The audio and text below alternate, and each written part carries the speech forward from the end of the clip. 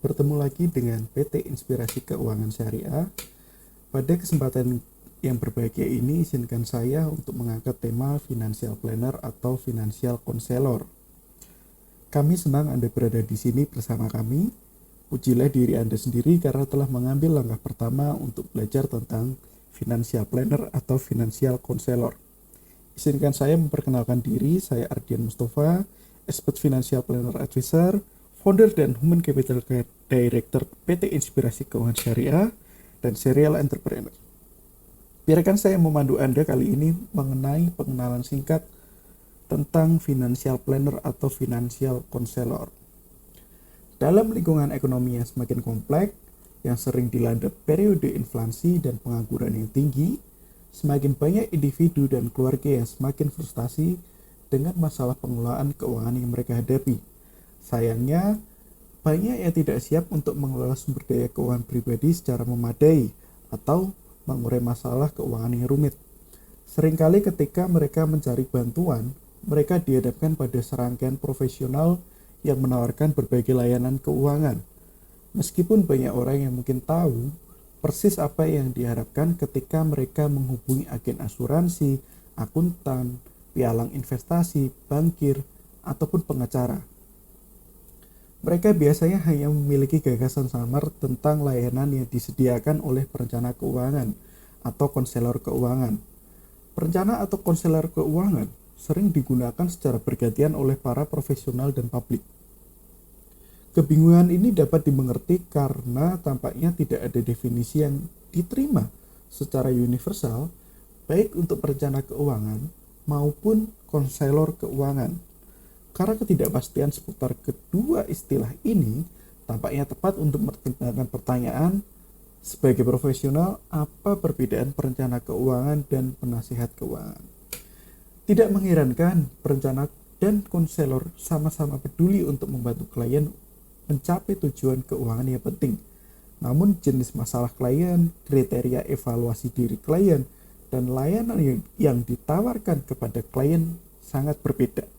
Begitu pula keterampilan dan pelatihan profesional yang dibutuhkan oleh perencana dan konselor. Tujuan dari video kali ini adalah untuk mendefinisikan perencana keuangan dan konseling atau konselor keuangan dengan mengeksplorasi persamaan dan perbedaan yang membedakan kedua profesi tersebut. Yang pertama adalah masalah klien. Masalah yang diajukan klien yang mencari perencana keuangan seringkali sangat berbeda dengan masalah yang dibawa klien ke konselor keuangan. Klien perencana keuangan misalnya biasanya dibuat frustasi oleh masalah seperti kewajiban pajak yang besar dan ketidakmampuan untuk mencapai tujuan jangka panjang, jangka menengah secara efektif. Klien-klien ini seringkali memiliki perbedaan yang melebihi pengeluaran, sehingga menyisakan dana yang tersedia untuk ditabung dan diinvestasikan. Dan sebagai akibatnya, perhatian utama mereka terfokus pada kemampuan mereka untuk meningkatkan kekayaan bersih mereka melalui pengelolaan aset dan liabilitas investasi yang efisien. Sebaliknya, klien yang mencari konseling keuangan seringkali melakukan karena dihadapkan pada satu atau lebih masalah keuangan yang menyebabkan atau berpotensi menyebabkan kekacauan keuangan dalam hidup mereka.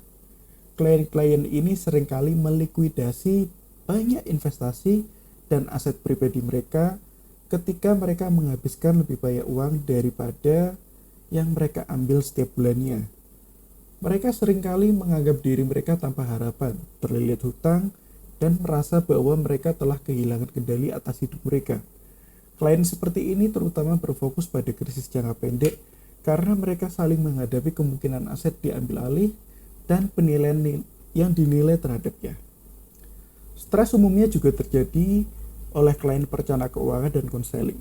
Untuk klien perencana, sumber stres dan kecemasan biasanya terkait dengan faktor eksternal seperti perubahan nilai saham atau tingkat pengembalian yang lebih rendah daripada yang diantisipasi dalam investasi. Perencana harus memahami toleransi klien terhadap risiko dan membantu klien mengelola aset investasi dengan lebih baik untuk menghindari atau mengurangi stres. Akan tetapi, bagi konseling, stres seringkali merupakan akibat dari faktor internal yang menyebabkan salah urus keuangan. Perilaku klien disfungsional seringkali dikaitkan dengan situasi keuangan yang penuh tekanan. Klien konseling keuangan mungkin menyalahgunakan peristiwa eksternal atas kesulitan yang terjadi. Namun, mereka biasanya harus belajar mengubah perilaku mereka sendiri jika ingin mengurangi stres. Konsekuensinya, konselor tidak hanya dihadapkan pada tugas membantu klien segera menyelesaikan masalah keuangan, tetapi juga harus membantu klien mengubah perilaku yang bermasalah. Lalu selanjutnya mengenai evaluasi diri klien. Selain menghadapi masalah yang berbeda, klien perencana dan konseling keuangan cenderung menggunakan kumpulan kriteria yang berbeda untuk evaluasi diri. Misalnya, mereka kedua kelompok tampaknya memiliki kebutuhan untuk merasa sukses. Kriteria yang digunakan kedua kelompok ini untuk menilai keberhasilan dan nilai pribadi mereka yang sangat berbeda. Untuk klien perencanaan, ukuran kesuksesan dan nilai pribadi seringkali berfokus pada kemampuan mereka yang menggunakan sumber daya investasi mereka secara efektif. Klien ini juga merasakan tekanan dari kelompok sosial dengan siapa mereka bergaul untuk menunjukkan pencapaian keuangan secara nyata. Kurangnya kemajuan keuangan cenderung mengakibatkan hilangnya harga diri dan mungkin rasa hormat dari kelompok sebaya mereka. Oleh karena itu, klien perencana cenderung mengukur kesuksesan mereka dalam hal laporan keuangan yang lebih kuat. Sebaliknya, mengenai klien konseling, tampaknya pengukuran kesuksesan dan nilai pribadi mereka melalui kemampuan mereka untuk mengendalikan urusan keuangan mereka dan mengatasi kesulitan. Banyak dari mereka mengalami perasaan rendah diri karena rasa malu pribadi dan malu publik yang sering menyertai kegagalan untuk memenuhi kewajiban keuangan seseorang. Klien konseling merasa sukses ketika mereka mampu menghormati kewajiban keuangan mereka dan mendukung keluarga mereka. Harga diri mereka meningkat ketika mereka lebih percaya diri dalam kemampuan mereka yang mengatasi tekanan keuangan dan mengelola sumber daya keuangan mereka dengan bijak. Dengan demikian, ukuran keberhasilan dan harga diri klien konseling berpusat pada kemampuan mereka untuk mengatasi masalah keuangan dan mendapatkan kendali atas urusan keuangan mereka. Selanjutnya yang paling penting adalah layanan untuk klien. Perbedaan antara masalah dan kriteria evaluasi diri klien, perencana dan konseling keuangan menunjukkan bahwa banyak layanan yang diberikan kepada kedua kelompok klien ini juga harus berbeda. Misalnya, sebagian besar upaya perencana dihabiskan untuk mengembangkan rencana keuangan yang membantu klien mencapai tujuan penting dengan mengatur ulang aset investasi tanpa membuat klien menghadapi risiko yang tidak dapat diterima. Untuk bekerja secara efektif dengan klien, perencana keuangan hampir karena kebutuhan harus menampilkan gambaran kesuksesan finansial untuk menanamkan rasa percaya diri kepada klien mereka.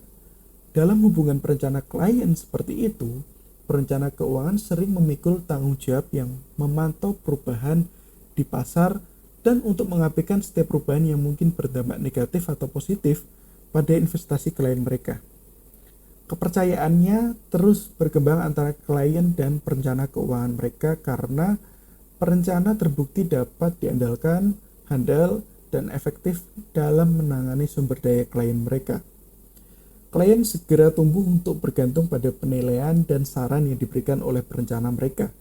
Benar, klienlah yang pada umumnya harus memutuskan untuk membeli, menjual, ataupun menahan aset mereka.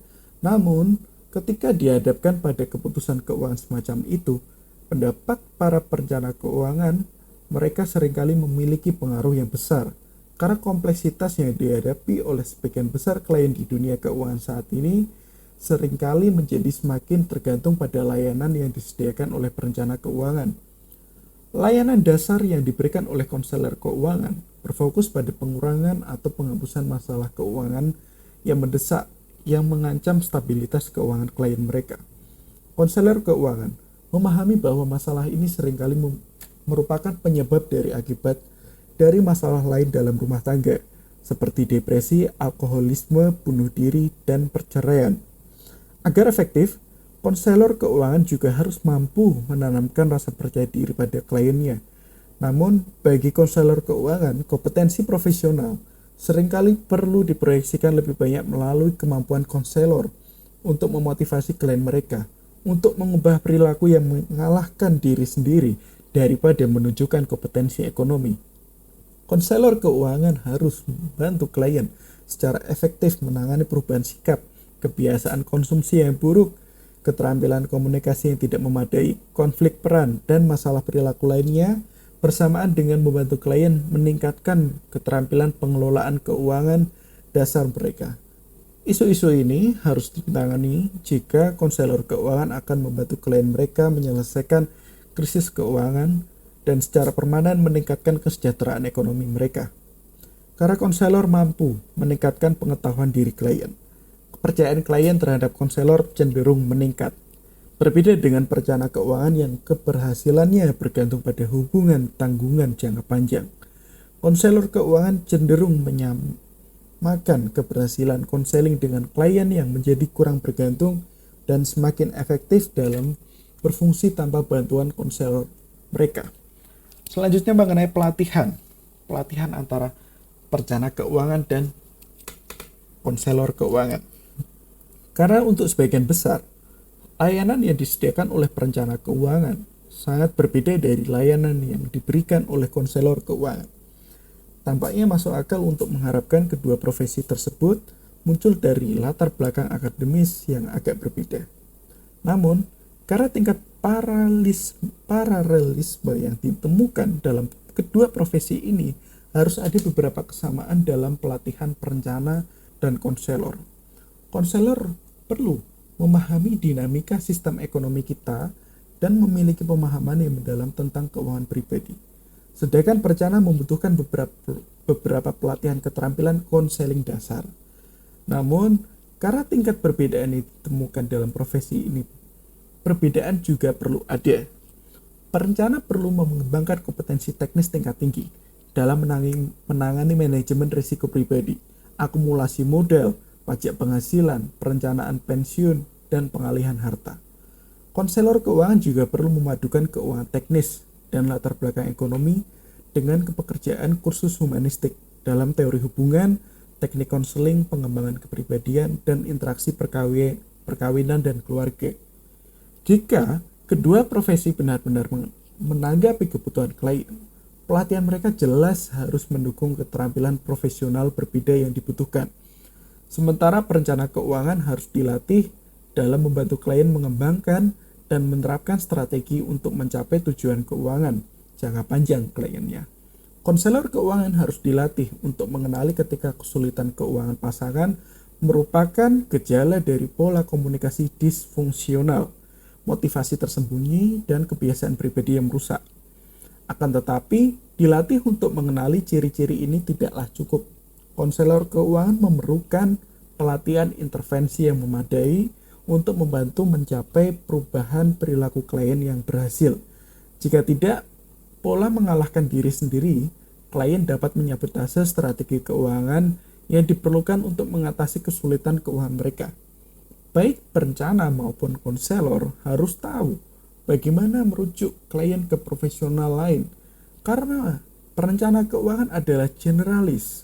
Mereka sering merujuk klien mereka ke profesional lain seperti pengacara, CPA, dan pialang asuransi. Keahlian profesional lain seringkali penting dalam pengembangan, tetapi khususnya dalam penerapan rencana keuangan klien. Demikian pula, konselor keuangan juga dapat merujuk klien ke profesional lainnya. Selain spesialis keuangan, rujukan mereka kemungkinan besar mencakup terapis perkawinan dan keluarga, pekerja sosial, dan psikoterapis.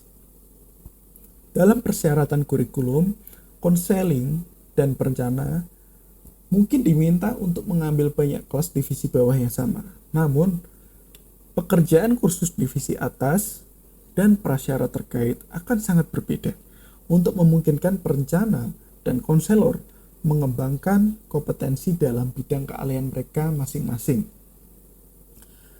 Ada beberapa faktor penting yang telah kita bahas yang membedakan perencana keuangan dan konseling keuangan. Pertama, masalah klien yang ditangani oleh perencana keuangan biasanya berbeda secara signifikan dari yang ditangani oleh konselor keuangan. Kedua, kriteria evaluasi diri yang digunakan oleh klien perencana dan klien konseling cukup berbeda. Ketiga, layanan yang menghasilkan hubungan klien perencana ya bergantung pada hubungan klien konselor yang independen.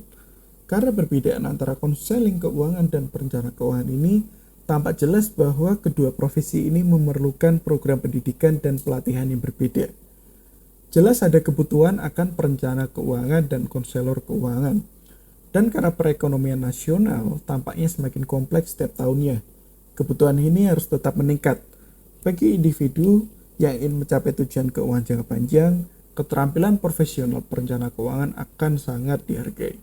Namun, bagi mereka yang berada dalam situasi keuangan yang genting dan berjuang untuk tetap mampu membayar, ketersediaan keahlian yang ditawarkan oleh konselor keuangan akan menjadi sangat penting.